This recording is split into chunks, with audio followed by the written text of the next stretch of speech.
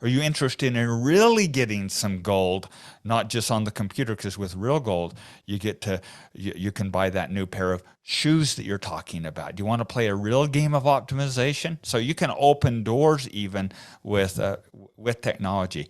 But I'm also a big, I know a lot of individuals have had real problems with technology, but it just the way we set the structure up, Andrea, it's never become a real problem or issue. And I think that actually by getting the structure right, you can avoid a lot of the big social problems.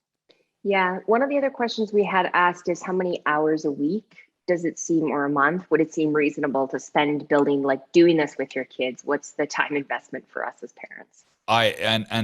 That's deeper in the content and program that I think that will come, and that's a lot of zigzag philosophy. But just to hit that question very directly, I'm a huge believer in guardrailing everything you do. And with your teenager, if they're dropping out of the high school band or the cheer club to run a business, that's stupid. Don't do that. So you've got to actually put a guardrail up front. How much money are you putting in? How much time, duration, how long are you willing to go towards this? Because when my kids turn 18, every one of these businesses, it was killed. And then all the profit donated back to charity.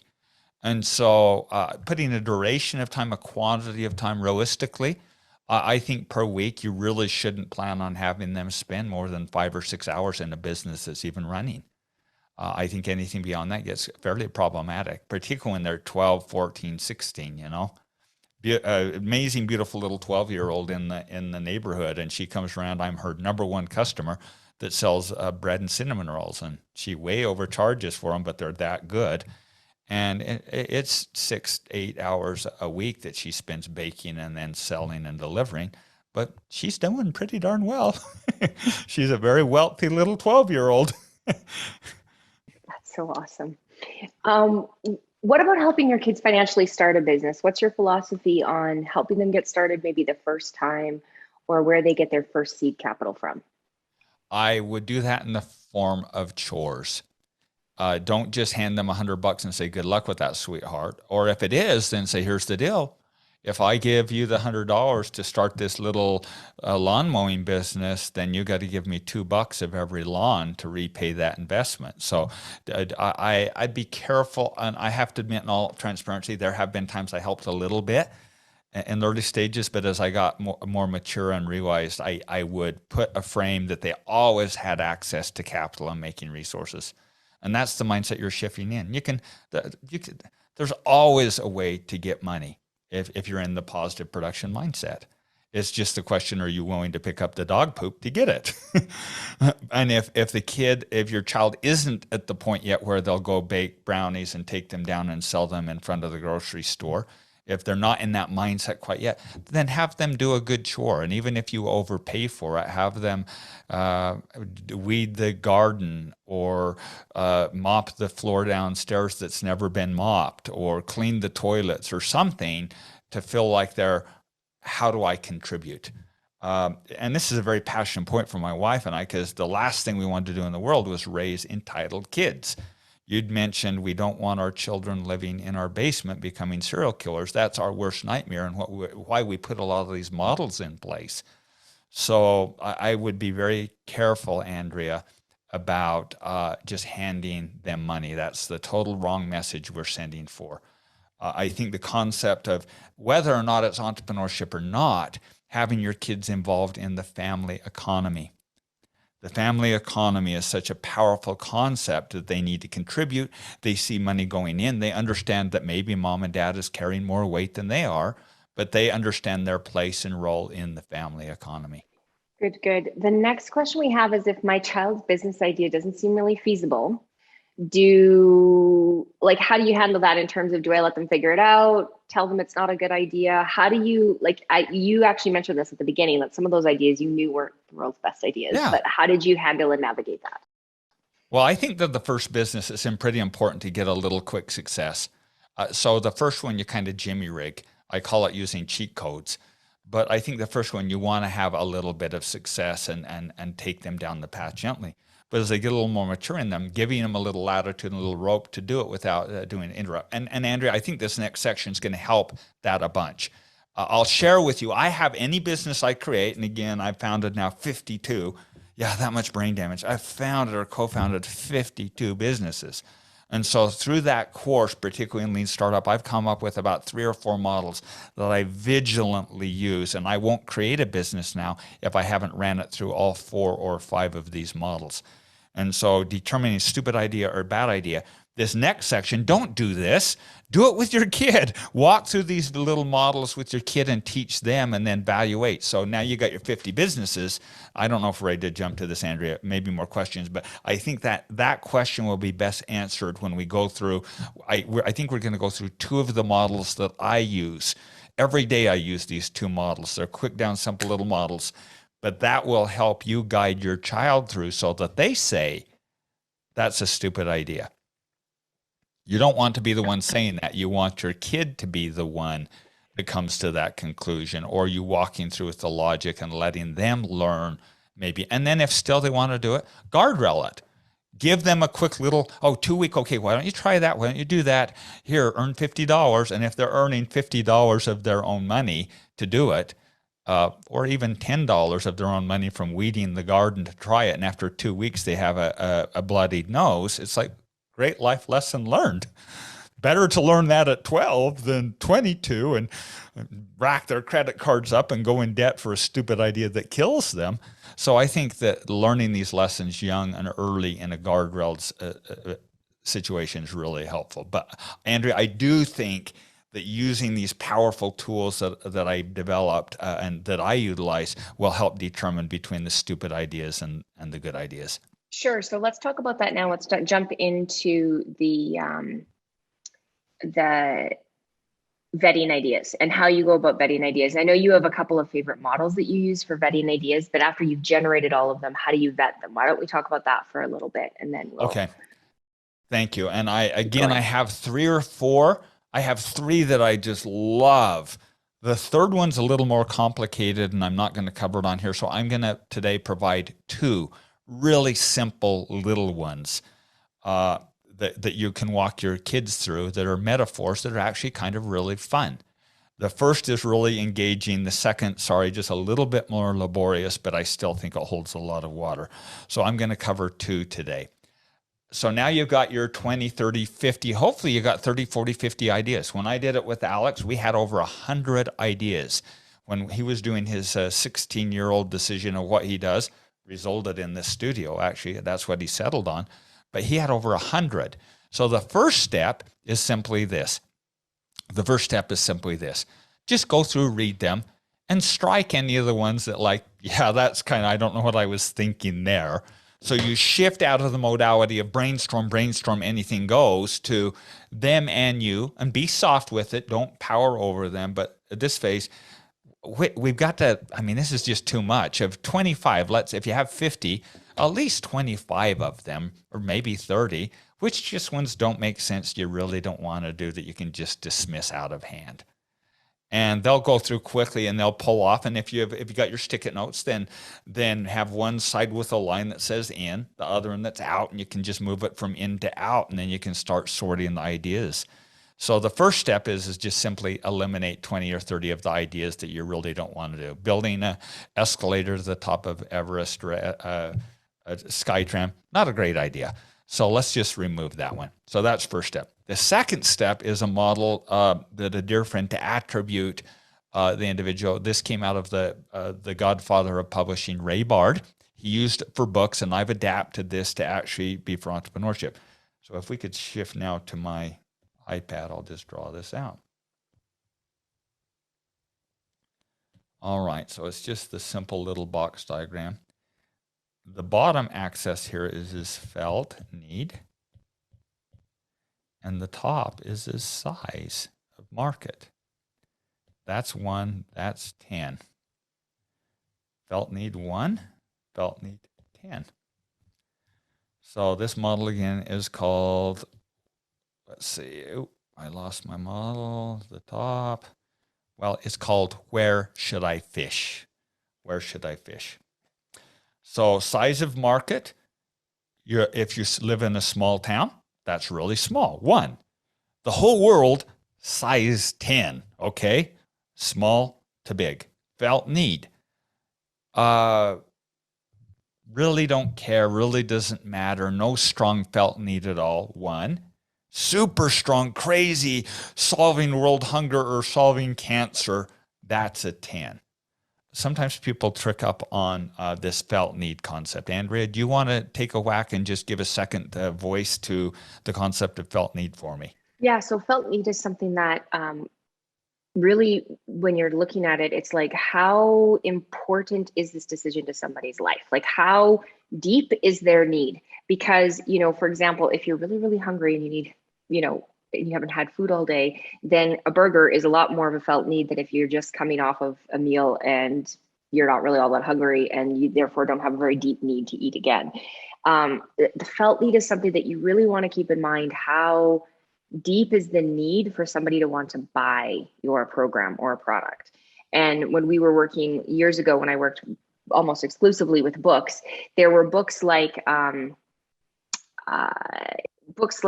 to Win Friends and Influence People is such a great book because it's got a deep felt need, right? People who really want to learn how to build relationships are rather motivated to figure out how to make that work, versus a book on, I remember I used to work with an author and he had this book about how you should test your saliva in your mouth and possibly find out other health conditions you might have.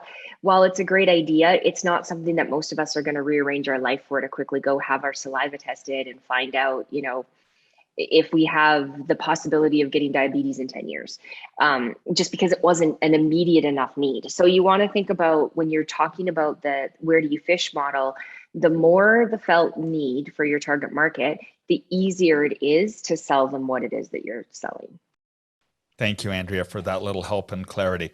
Okay, so now we're going to go fishing, and I'm going to use kid business ideas that I typically see in this.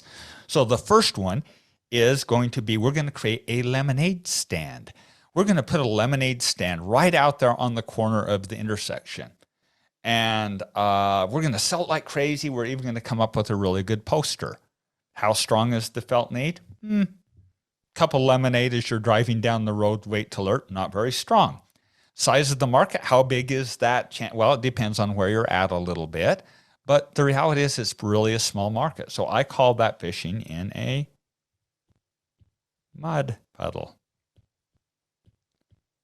Don't go fishing in a mud puddle. You'll never catch fish in a mud puddle.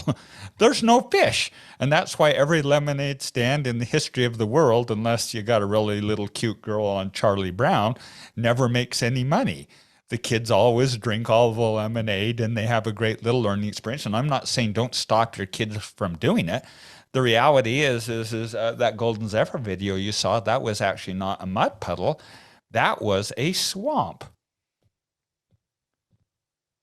You can catch fish in the swamp, but they're carp and catfish.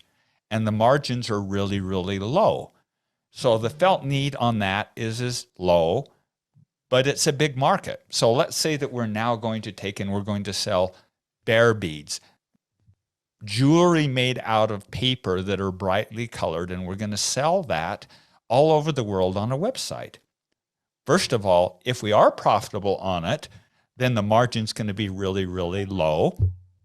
But second of all, the felt need just isn't strong enough. It's not like we're selling an engagement diamond ring.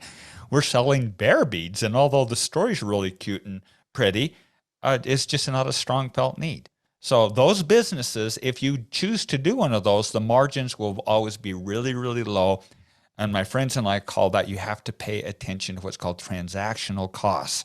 In other words, the exchange and what you're buying, you have to be really, really tight and squeeze it to get profitability. This is the stuff that the dollar stores are stuffed with. Go into a dollar store and look around, and everything in the dollar store is this swamp kind of stuff. It's not strong felt need. And most of the dollar stores go and buy all the excess inventory of people who, and that's what the kids ended up doing, buy a whole bunch of bear beads to sell online, and then nobody buys it, so give it to all your family, friends, and relatives, and then go dump it in a dollar store. So don't fish in a swamp unless you really like to eat carp and catfish. So where does everybody go? They go to the ocean. Fishing in the ocean. Oh, delicious salmon and big tuna and all sorts of just amazing big fish to catch there. Really strong felt need, really, really big market. Let's give an example of that, maybe what teenagers would be.